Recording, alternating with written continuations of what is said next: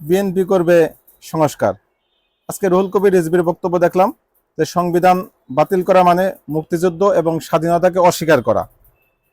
যেই সংবিধান রচনা হয়েছে পাকিস্তানের পার্লামেন্টের জন্য নির্বাচিত মেম্বারদেরকে দিয়ে, যেই সংবিধান রচনা হয়েছে মুক্তিযুদ্ধকে গলা টিপে হত্যা করার মাধ্যমে, কারণ মুক্তিযুদ্ধের ঘোষণাপত্রে যেই তিনটা দাবি ছিল সেই তিন দাবির ভিতরে কখনোই ধর্ম নিরপেক্ষতা ছিল না, সেই ধর্ম নিরপেক্ষতা এখানে ইনক্লুড করা হয়েছে।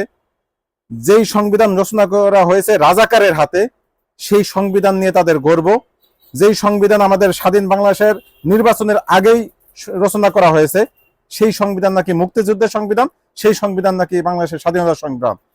এই সংবিধান কোনো ক্রমেই বাংলাদেশের স্বাধীনতার সাথে কোনো সম্পর্ক নেই।